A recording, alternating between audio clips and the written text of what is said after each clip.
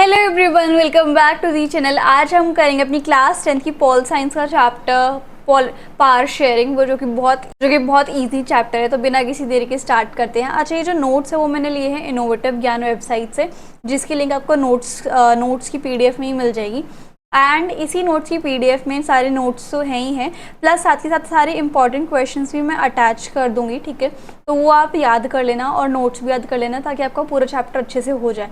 तो ये पीडीएफ आपको मिलेगी टेलीग्राम पर, तो वहाँ पर आप जाना और उसको डाउनलोड कर लेना। Link is in the description box. कोई भी डाउट है तो आप मुझे इंस्टाग्राम पे फॉलो करके डीएम कर सकते हैं, एंड वहीं पर आपको चैनल से रिलेटेड अपडेट्स मिलेंगे। तो let's begin our chapter power sharing without any देरी। सो पावर शेयरिंग क्या होता है? जब पॉलिटिकल पार्टी के बीच में एक पॉलिसी एग्री हो जाती है कि भाई हम अपनी रिस्पॉन्सिबिलिटी शेयर करेंगे, आप ये रिस्पॉन्सिबिलिटी संभालोगे, हम ये वाली रिस्पॉन्सिबिलिटी संभालेंगे, और आप ये डिसीजन लोगे, हम ये डिसीजन लेंगे, एंड उसके बाद हम कोई एक्शन लेंगे।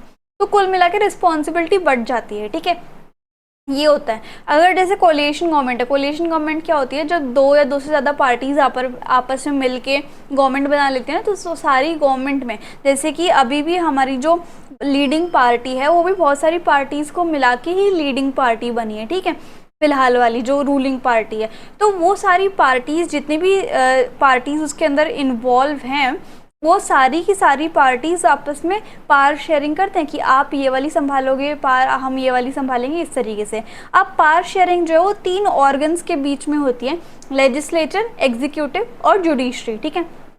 लेजिस्लेचर कौन होता है? जो लॉज बनाता है। एग्जीक्यूटर कौन होता है? जो एग्जीक्यूट करता है उन लॉज को। और जुडिशरी कौन होता है? जो उन लॉज को देखता है कि अच्छे से काम कर रहे हैं नहीं कर रहे। न्यायपालिका होती है, ठीक है। और ये 3 ऑर्गन्स जो हैं बहुत इंपॉर्टेंट है, ताकि डेमोक्रेसी की अच्छे से फंक्शनिंग होती रहे, और पावर शेयरिंग इन 3 ऑर्गन्स के बीच में होती है। अब एथनिक क्या होता है? जैसे सोसाइटी का डिवीजन हो जाता है कल्चर के हिसाब से, कि हम 5-6 लोग ये वाला कल्चर फॉलो कर रहे हैं तो हम अलग, हम 5-6 लोग ये वाला कल्चर फॉलो कर रहे हैं तो हम अलग। ऐसे ऐसे सोसाइटी का बहुत लार्ज नंबर ऑफ पीपल के साथ डिवीजन हो जाता है, जिसमें वो ये मानते हैं कि हमारे पूर्वज भी सेम है, हमारी अपीयरेंस भी एक जैसी सी है, और हमारी बोल चाल भी एक जैसी सी है। तो वो एथनिक कहलाते हैं। सोसाइटी का डिवीजन हो जाता है शेयर कल्चर के हिसाब से। लेकिन हर बार ज़रूरी नहीं होता कि उनका सेम रिलीजन हो या नेशनैलिटी हो, है ना। अब आगे देखते हैं। जैसे मान लो सेम नेशनैलिटी का एग्जांपल मैं देती हूँ कि हमें चाइना के लोग, सिक्किम के लोग, ठीक है, और अरुणाचल प्रदेश के लोग मोस्टली अपीयरेंस में सेम लगते हैं। तो ज़रूरी नहीं है कि सेम दिखने वाले लोग या शेयर्ड कल्चर फॉलो करने वाले लोगों की नेशनैलिटी सेम ही हो, अलग भी हो सकती है। मेजॉरिटिज्म क्या होता है? ये एक बिलीव है कि जो मेजॉरिटी कम्युनिटी है वो कंट्री को रूल करेगी अपने तरीके से, जैसे वो चाहेगी, ठीक है। जैसे मान लो अगर श्रीलंका का एग्जाम्पल लें हम, तो श्रीलंका में सिन्हला स्पीकर्स ज़्यादा थे और तमिल स्पीकर्स कम थे। तो सिन्हला ने सोचा कि हम तो ज़्यादा नंबर में हैं, तो हमारे हिसाब से ही कंट्री रूल होगी, और हम जैसे चाहेंगे वैसे रूल होगी, और इसी की वजह से हम जो माइनॉरिटी यानी तमिल हैं उनकी नीड्स को और विश को सप्रेस कर देंगे, और हम रूल करेंगे मेजॉरिटी के हिसाब से। तो श्रीलंका ने भी मेजॉरिटिज्म अपनाया था, जिसमें सिन्हला रूल जो है कंट्री को रूल करते थे। अब हम बात करेंगे 2 देशों की। सबसे पहले हम बात करेंगे बेल्जियम की, फिर श्रीलंका की बात करेंगे, ठीक है। तो बेल्जियम का सुनो किस्सा। वेस्टर्न यूरोप में, जो वेस्टर्न यूरोप है, वहाँ पर बेल्जियम एक छोटा सा फेडरल स्टेट है, ठीक है। क्या है? छोटा सा फेडरल स्टेट है। हरियाणा से भी छोटा ही स्टेट होगा, और वहाँ पे बहुत अजीब सा एथनिक कॉम्पोजिशन था। और उसके जो बॉर्डर्स हैं बेल्जियम के, वो किसके साथ मिलते थे? नीदरलैंड के साथ, फ्रांस के साथ, जर्मनी के साथ और लुक्सेमबर्ग के साथ, है ना। अब बेल्जियन सोसाइटी का, ये जो बेल्जियम है उसकी सोसाइटी का एथनिक स्ट्रक्चर आप सुनो। देखो, फ्रेंच स्पीकिंग कम्युनिटी थी 40% पूरे बेल्जियम में, ठीक है, और ये माइनॉरिटी थी, लेकिन ये थी बहुत रिच और पावरफुल। और डच स्पीकिंग जो थी वो 59% थी, ये मेजॉरिटी थी, है ना। लेकिन ये मेजॉरिटी थी और ये ज़्यादा अच्छे से, मतलब ज़्यादा रिच और पावरफुल नहीं थे। इनको तो बल्कि डेवलपमेंट और एजुकेशन के भी बेनिफिट बहुत बाद में मिले थे। उसके बाद अगर हम इसी बेल्जियम की कैपिटल की बात करें, जिसका नाम ब्रुसेल्स है, तो वहाँ पे 80% लोग फ्रेंच बोलते हैं और 20% लोग जो है वो डच बोलते हैं। तो माइनॉरिटी जो है फ्रेंच स्पीकिंग कम्युनिटी, जैसे यहाँ पर बेल्जियम की बात हो रही है, वहाँ पर तो फ्रेंच स्पीकिंग कम्युनिटी माइनॉरिटी है ना, तो वो रिच एंड पावरफुल थी वहाँ पे, ठीक है। तो अब क्या हुआ, माइनॉरिटी फ्रेंच स्पीकिंग कम्युनिटी थी, तो माइनॉरिटी लेकिन वो बहुत ज़्यादा रिच थी और पावरफुल थी। तो ब्रूसेल्स यानी कि बेल्जियम की कैपिटल में, ठीक है, फ्रेंच स्पीकिंग जो थी वो मेजॉरिटी में थी 80%। अब पार्ट जो है वो फ्रेंच पीपल के हाथों में थी लंबे टाइम तक, उन्हें इकोनॉमिक डेवलपमेंट, एजुकेशन का सबका बेनिफिट मिलता था। तो फ्रेंच पॉपुलेशन ज़्यादा पढ़ी लिखी थी, क्वालिफाइड थी, ज़्यादा रिसोर्सेज थे डच पॉपुलेशन को, डच पॉपुलेशन से, ठीक है। तो फ्रेंच पीपल में कौन लोग आते थे, जो बिजनेसमैन आते थे, एरिस्टोक्रेसी वाले, और इसलिए वो फाइनेंशियली बहुत स्ट्रॉन्ग थे। तो ऐसे डच और फ्रेंच समुदाय के बीच में टेंशन होने लग गई, सोशल डिस्पैरिटी होने लग गई कि इनको तो ज़्यादा रिसोर्सेज मिल रहे हैं और हमें कम रिसोर्सेज मिल रहे हैं। कब के टाइम में, 1950 और 60 के बारे में। अब बेल्जियम में कॉन्फ्लिक्ट होना ही था। क्या हुआ, माइनॉरिटी स्पीकिंग जो माइनॉरिटी फ्रेंच स्पीकिंग जो लोग थे वो रिच और पावरफुल थे। अब डच स्पीकिंग कम्युनिटी ने अपोज करना स्टार्ट कर दिया कि इसका फ्रेंच स्पीकिंग कम्युनिटी का, कि इनको तो इकोनॉमिक डेवलपमेंट भी मिल रहा है, एजुकेशन भी मिल रहा है, हमें कुछ नहीं मिल रहा। तो लेकिन उनको बहुत बाद में जाके, डच वालों को बहुत बाद में जाके एजुकेशन एंड इकोनॉमिक डेवलपमेंट के बेनिफिट मिलने लग गए थे। बट उससे पहले French and Dutch speaking community में टेंशन होने लग गई थी। अब बेल्जियम ने क्या स्टेप्स लिए ताकि इनकी टेंशन को रिमूव किया जाए। एक तो डच के मिनिस्टर अलग बनाए डच स्पीकिंग कम्युनिटी के, और फ्रेंच स्पीकिंग के अलग मिनिस्टर बनाए सेंट्रल गवर्नमेंट में, और इक्वल नंबर में बनाए, ठीक है। स्टेट गवर्नमेंट को अलग पाड़ दी, और सेंट्रल गवर्नमेंट से कम पावर स्टेट गवर्नमेंट के पास नहीं थी, मतलब दोनों के पास इक्वल थी। ब्रूसेल्स में सेपरेट गवर्नमेंट बनाई दोनों कम्युनिटी के हिसाब से। अब कम्युनिटी गवर्नमेंट क्या होती है, बेसिकली ये ऐसी गवर्नमेंट होती है जो लैंग्वेज के आधार पर बनती है, ठीक है, जिससे कि उस पर्टिकुलर समुदाय के कल्चरल, एजुकेशनल और लैंग्वेज रिलेटेड इशू को सॉल्व कर पाए। कुल मिला के ब्रूसेल में डच की गवर्नमेंट अलग बन गई, फ्रेंच की गवर्नमेंट अलग बन गई, जिससे कि दोनों को इक्वल राइट्स मिलने लगे। कम्युनिटी गवर्नमेंट मैंने आपको बता ही दिया, जो कि बेसिकली हिस्टोरिकल एंड कल्चरल के हिसाब से बनती है, ठीक है। अब कम्युनिटी गवर्नमेंट का जो बेल्जियम में कंसेप्ट था वो किससे आया, कि जैसे डच पीपल जो हैं वो एक लैंग्वेज कम्युनिटी है, ठीक है, वहाँ पर जितने भी लोग बिलोंग करेंगे वो डच गवर्नमेंट को रिप्रेजेंट करेंगे, ठीक है। तो ये जो गवर्नमेंट बनती है वो culture, education and language related जो इश्यूज हैं वो सॉल्व करती हैं। अब बात करते हैं श्रीलंका की। तो ये बेल्जियम का केस आएगा, सबको समझ में आया होगा। अब बात करते हैं श्रीलंका की। श्रीलंका जो है वो एक आइलैंड नेशन है ना, इंडिया के साउथर्न से थोड़ा सा ही दूर है, मतलब पल्क स्ट्रेट से ये थोड़ा अलग हो जाता है इंडिया से, ठीक है। इसके अंदर 2 करोड़ लोग के आसपास रहते हैं, पॉपुलेशन इसकी है। 74% सिन्हला स्पीकर्स हैं, और 18% जो है वो तमिल स्पीकर्स हैं। 18% में भी अब दो जो है कैटेगराइजेशन है, जैसे श्रीलंकन तमिल जो है वो 13% है, इंडियन तमिल जो है वो 5% है, इस तरीके से, ठीक है।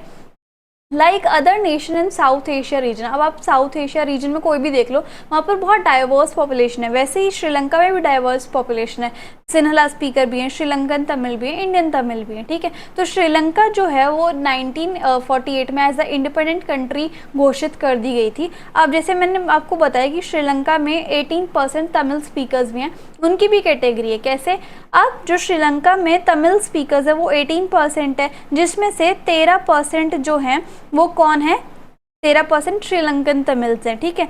और ये नॉर्थ और ईस्ट श्रीलंका में रहते हैं। और उसके बाद 5% जो हैं वो इंडियन तमिल हैं, जो कि इंडिया से आके श्रीलंका में बस गए थे कॉलोनियल टाइम में, यानी कि ब्रिटिशर्स के टाइम पे, तो वो इंडियन तमिल्स कहलाए गए हैं, और ये 5% थे पॉपुलेशन में। और बाकी जितने 74% थे वो सिन्हला स्पीकर्स थे, और ये जो है बुद्धिस्ट थे ज़्यादातर, और जो तमिल्स थे वो हिंदू भी थे और मुस्लिम भी थे। इस तरीके से इनका रीजनल कैटेगराइजेशन था। अब श्रीलंका में मेजोरिटिज्म आ गया था। व्हाट वाज दैट, सिन्हला कम्युनिटी जो थी श्रीलंका में वो की मेजोरिटी में थी, उन्होंने तमिल पीपल जो माइनॉरिटी में थे उनको डोमिनेट करना स्टार्ट कर दिया, और मेजोरिटिज्म पॉलिसी जो है वो प्रैक्टिस करने लग गए थे कि भाई हम तो ज़्यादा नंबर में हैं, हम अपने हिसाब से सरकार चलाएंगे, ठीक है। तो 1956 में एक एक्ट पास हुआ जिसमें सिन्हला को as a only official language घोषित कर दिया गया था कि सिन्हला ही हमारी तो देश की भाषा है। इस तरीके से गवर्नमेंट जो है हमेशा सिन्हला के फेवर के हिसाब में ही पॉलिसीज़ फ्रेम करती थी कि यूनिवर्सिटी पोजीशन पे भी सारे सिन्हला को बिठाओ, गवर्नमेंट जॉब में भी सारे सिन्हला मेंबर्स को दो। इस तरीके से बुद्धिज़्म को प्रमोट करते थे, स्टेट को प्रोटेक्ट करते थे, ठीक है।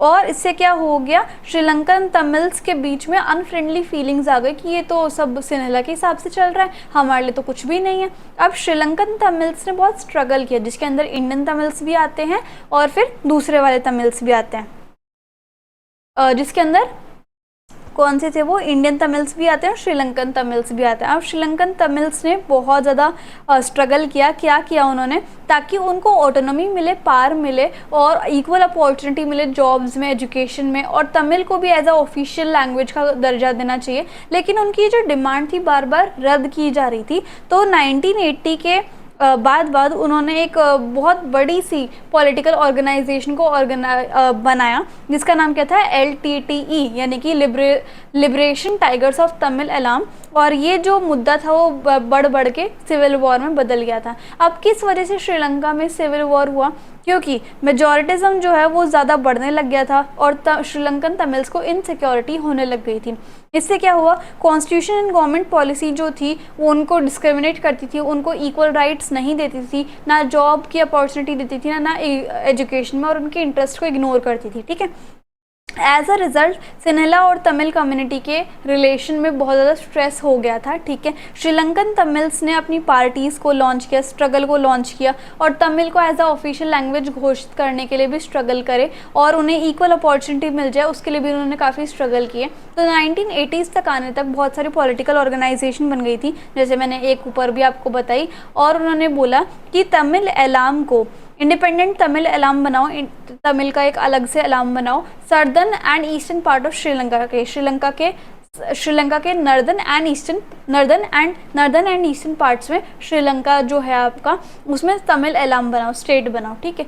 तो अब दोनों कम्युनिटी के बीच में श्रीलंकन तमिल्स में भी और उसके बाद किसमें, श्रीलंकन तमिल्स में एंड सिन्हला स्पीकर्स में, दोनों कम्युनिटी में बहुत ज़्यादा कॉन्फ्लिक्ट होने लग गया, मतभेद होने लग गया, और फिर सिविल वॉर में वो बदल गया, जिसकी वजह से दोनों समुदाय के हज़ारों लोगों की डेथ हो गई थी। बात करते हैं सिविल वॉर की। सिविल वॉर क्या होता है, जब दो समुदाय के बीच में या फिर बहुत सारे ग्रुप्स के बीच में एक वॉयलेंट कॉन्फ्लिक्ट होने लग जाता है और फिर वो वॉर में बदल जाता है, उसे हम क्या बोलते हैं, सिविल वॉर, ठीक है। What kind of power sharing problem were faced by Belgians and Sri Lankan और बेल्जियम्स ने कैसी कैसी पावर शेयरिंग की प्रॉब्लम्स को फेस किया, उसके बारे में अब हम बात करते हैं। What kind of power sharing problem? अब बेल्जियंस एंड श्रीलंकन ने किस टाइप की पावर शेयरिंग प्रॉब्लम को फेस किया था। देखो, बेल्जियम में जो फ्रेंच कम्युनिटी थी वो वैसे तो माइनॉरिटी थी बट वो रिच थी, तो फिर उन्होंने क्या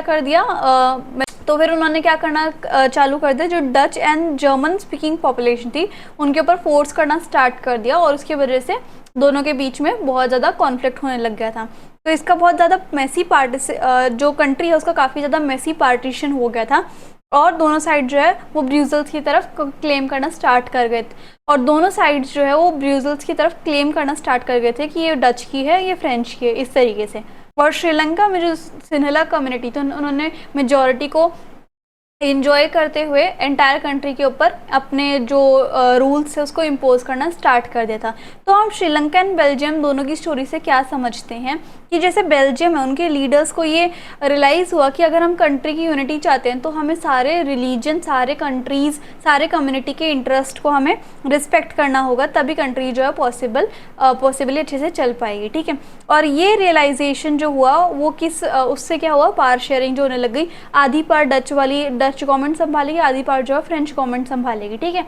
और इसकी वजह से दोनों कम्युनिटी के बीच में कोई भी स्ट्राइक नहीं होगा और ना ही कंट्री का डिवीजन होगा। और श्रीलंकन तमिल ने ये हमें बताया कि मेजॉरिटी जो है वो डोमिनेंस तो कर देती है माइनॉरिटी के ऊपर, लेकिन इससे जो है कंट्री की जो यूनिटी है वो ख़राब हो जाती है, ठीक है। अब different system of power sharing in both the country, अब दोनों कंट्री में अलग अलग टाइप की पावर शेयरिंग हुई। जैसे दोनों कंट्री डेमोक्रेसीज थी, ठीक है, both have various ethnic group, और दोनों में बहुत ज़्यादा एथनिक ग्रुप थे, लेकिन डिफरेंस क्या था, बेल्जियम ने बेल्जियम में लीडर्स को ये रियलाइज़ हुआ कि यूनिटी तभी पॉसिबल है जब हम दोनों समुदाय की रिस्पेक्ट करेंगे, फीलिंग्स को रिस्पेक्ट करेंगे, ठीक है, तभी, और पावर शेयरिंग को करेंगे। और श्रीलंका में हमें एक अलग कॉन्ट्रास्टिंग एग्जांपल देखने को मिलता है कि मेजॉरिटी कम्युनिटी जो है वो दूसरे के ऊपर अपनी रूल्स को थोप देगी क्योंकि वो मेजॉरिटी में है, और पावर शेयरिंग के लिए वो मना कर देगी, जिसकी वजह से कंट्री की जो यूनिटी है वो बहुत ज़्यादा वीक हो जाएगी। अब पावर शेयरिंग का आइडिया कैसे एमर्ज हुआ, देखो अब पावर शेयरिंग का आइडिया कैसे एमर्ज हुआ वही हमने इसमें बताया हुआ है कि जब दोनों कम्युनिटीज़ के बीच में वॉर होने लग गया था, तो वॉर को रोकने के लिए जो लीडर्स होते हैं कंट्री के, उन्होंने ये सोचा कि सभी कम्युनिटीज़ को, सभी रिलीजन्स को हमें अच्छे से रिस्पेक्ट करना चाहिए, उनको फॉलो अच्छे से करना चाहिए, इसलिए सबकी सेपरेट गवर्नमेंट बनाओ, सबको अच्छे से पावर को शेयर करके हमें जो है सभी कम्युनिटीज़ को फॉलो रिस्पेक्ट हमें प्रोवाइड करनी चाहिए। तो इसलिए पावर शेयरिंग का जो आइडिया है वो एमर्ज होता है, ठीक है। अब डेमोक्रेसी के मेन प्रिंसिपल क्या हैं, देखो मेन प्रिंसिपल जो डेमोक्रेसी के वो ये हैं कि सारी अपनी पॉलिटिकल पावर्स को शेयर करना चाहिए ताकि सेल्फ गवर्नेंस जो है वो भी अच्छे से हो पाए, मतलब जिसका जो काम है, जिसकी जो गवर्नेंस है वो अच्छे से कर पाए, और डाइवर्स ग्रुप्स जो भी हमारी कंट्री में उनको रिस्पेक्ट दे पाए, तभी सोसाइटी जो है वो अच्छे से एग्जिस्ट कर पाएगी, और पब्लिक पॉलिसीज़ जो हैं वो अच्छे से हमें शेप अप करना चाहिए। अब पावर शेयरिंग क्यों डिज़ायरेबल है, क्यों अच्छी मानी जाती है, ताकि बहुत सारे सोशल ग्रुप में कोई भी पंगे ना हो, कॉन्फ्लिक्ट्स ना हो, वॉयलेंस ना हो, पॉलिटिकल इंस्टेबिलिटी ना हो, कोई भी अपना ग्रुप जो है लिमिट के बाहर ना जाए, ठीक है, और उसके बाद कोई भी कॉन्स्टिट्यूशन को पलट ना दे, मतलब कोई दंगे फसाद ना करे। अगर पावर शेयर नहीं करती तो माइनॉरिटी एंड मेजॉरिटी के बीच में बहुत ज़्यादा ऑपरेशन स्टार्ट कर देती है। मोरल रीज़न क्या है कि पावर शेयरिंग जो है वो डेमोक्रेसी की जान है, ठीक है, और डेमोक्रेटिक रूल में पावर शेयरिंग होनी चाहिए, नहीं तो बहुत सारी जानों को दिक्कत आ जाएगी, ठीक है। लेजिटिमेट गवर्नमेंट कौन सी होती है, जो कि रूल्स के हिसाब से चले, और आंसरेबल भी होनी चाहिए गवर्नमेंट, ठीक है। अब पावर शेयरिंग की फॉर्म्स को पढ़ते हैं। पावर शेयरिंग जो है गवर्नमेंट के ऑर्गन्स में भी शेयर की जाती है, गवर्नमेंट के डिफरेंट लेवल्स पे भी शेयर की जाती है, अलग अलग सोशल ग्रुप्स में भी शेयर की जाती है, political parties, pressure groups and movement में भी पावर शेयरिंग जो है वो होती है। तो सबसे पहले हम different organs of the government पढ़ लेते हैं। अब गवर्नमेंट के 3 ऑर्गन्स है, कौन से? लेजिस्लेचर जो कि लॉज को बनाते हैं, एग्जीक्यूटिव जो कि लॉज को एग्जीक्यूट करते हैं, और जुडिशरी जो कि न्यायपालिका होती है। और इसको, ये जो तीनों ऑर्गन्स है ना गवर्नमेंट के, ये इक्वली प्लेस्ड है। इसका क्या मतलब है कि सारे लेवल इक्वली प्लेस्ड है सेम लेवल पे, तो इसे हम हॉरिजॉन्टल डिस्ट्रीब्यूशन ऑफ पावर भी कहते हैं। इसका ये मानना है कि कोई भी ऑर्गन किसी से ज़्यादा अप डाउन के लेवल पे नहीं है कि ये ज़्यादा बड़ा है, ये थोड़ा नीचे है, ये ज़्यादा बड़ा है, इस तरीके से, ठीक है। सारे पावर्स जो हैं एकदम सेम पावर को एक्सरसाइज करते हैं, ठीक है। Each organ checks the other which results in balance, और सब के सब बैलेंस के हिसाब से चलते हैं, ठीक है। कोई ऐसा नहीं है कि कोई एक ऑर्गन ज़्यादा पावर को एंजॉय कर रहा हो, तो इस तरीके से इक्वली तरीके से पावर शेयरिंग जो है हो रही है। अब डिफरेंट लेवल्स हैं, जैसे कि आपको पता है हमारी इंडिया जो है फेडरल कंट्री है, ये अब हम आगे सेकंड चैप्टर में पढ़ेंगे। फेडरलिज्म में क्या होता है, हमारी गवर्नमेंट के लेवल्स होते हैं, 3 level, central level, state level और लोकल लेवल ऑफ गवर्नमेंट, ठीक है। तो ये तीनों लेवल जो हैं इनके बीच में भी पावर शेयरिंग जो है वो होती है, ठीक है। तो अब इन तीनों लेवल ऑफ गवर्नमेंट में भी पावर शेयरिंग होती है। सेंट्रल गवर्नमेंट जो वो सेंटर के लिस्ट को संभालती है, सेंटर गवर्नमेंट जो वो सेंटर के गवर्नेंस को फॉलो करती है, स्टेट गवर्नमेंट जो वो स्टेट को देखती है कि सारे काम सही से हो रहे हैं नहीं, लोकल लेवल गवर्नमेंट जो है वो विलेज के एरियाज़ को देखती है, ठीक है। तो ये सारे जो है अपने अपने कामों को बहुत एफिशिएंटली करते हैं पावर शेयरिंग का यूज़ करके। जो पावर स्टेट को दी गई है वो स्टेट को संभालेगी, जो पावर सेंट्रल गवर्नमेंट को दी गई है वो पूरे देश को संभालेगा, जो power local level of government देखिए वो लोकल लेवल को संभालेंगे, इस तरीके से। और फेडरल गवर्नमेंट को हम वर्टिकल डिवीजन ऑफ पावर भी कहते हैं, ठीक है। अब जो डिफरेंट टाइप के सोशल ग्रुप्स हैं, है ना, उनके अंदर भी पावर शेयरिंग होती है। तो जैसे सोशल ग्रुप्स होते हैं हमारे इंडिया में, उनको ये फील नहीं होना चाहिए कि वो गवर्नमेंट से अलग थलग है, तो इसलिए उनके बीच में भी पावर शेयरिंग होती है, ठीक है। और माइनॉरिटी कम्युनिटी को भी फेयर चांस मिलना चाहिए पावर में आने के लिए, तो उनको भी दर्जा दिया जाता है। रिजर्व्ड सीट्स भी होती है ताकि SC ST OBC and women के लिए भी 1/3 पार्ट जो है वो सेव रहता है कि यहाँ पर वुमेन कैंडिडेट ही सत्ता संभालेंगी। तो इसलिए डिफरेंट सोशल ग्रुप्स जो हैं, SC ST WS OBC general and women, उन सब के लिए रिजर्व किया गया है। तो इसलिए पावर शेयरिंग जो है डिफरेंट सोशल ग्रुप्स में भी होती है, ठीक है। Power sharing among political parties, pressure groups and movement. Democracy में सिटीजन के पास ये राइट है कि वो अपना जो कंटेंडर है या अपना जो लीडर है वो चुन सके कि कौन पावर में आएगा। जब कंपटीशन होता है तो इट इंश्योर्स, और जब कंपटीशन होता है तो इसका ये मतलब होता है कि पावर सिर्फ एक के हाथ में नहीं है, हम चुनेंगे किसके हाथ में पावर है। तो लॉन्ग रन में पावर जो है डिफरेंट पॉलिटिकल पार्टीज़ के बीच में, डिफरेंट सोशल ग्रुप्स के बीच में शेयर की जाती है। जैसे मान लो कोई एक ऐसी गवर्नमेंट है जिसमें बहुत सारी गवर्नमेंट मिलके सत्ता बनाई गई है, सरकार बनाई गई है, उसे कोलिएशन गवर्नमेंट कहते हैं। तो पावर शेयरिंग जो है, जैसे मान लो अभी जो हमारी फिलहाल रूलिंग पार्टी है वो भी बहुत सारी पार्टी से मिलकर बनी हुई है रूलिंग पार्टी, ठीक है। तो उन सभी रूलिंग पार्टी में अलग अलग टाइप की पावर शेयर है कि आप ये वाली जो पार्टी है वो ये वाली रिस्पॉन्सिबिलिटी संभालेंगी, ये वाली पावर संभालेंगी। तो हर एक पॉलिटिकल पार्टी में, हर एक सोशल ग्रुप में पावर शेयरिंग जो है वो होती है। और जो बहुत सारे इंटरेस्ट ग्रुप है जैसे traders, businessman, farmers, industrial workers, इनके अंदर भी पार्टिसिपेशन को के लेकर इनको भी पावर शेयरिंग का मौका दिया जाता है कि वो पार्टिसिपेट कर सकते हैं, डिसीजन मेकिंग प्रोसेस में हेल्प कर सकते हैं। तो इस तरीके से हमारा जो चैप्टर है वो फाइनली खत्म होता है। आई होप आपको समझ में आया होगा मेरे समझाने का तरीका। टेलीग्राम एंड इंस्टाग्राम पे ज़रूर फॉलो कर लेना। So if you like the video and the explanation then please like, share, comment and subscribe the channel. Thank you so much.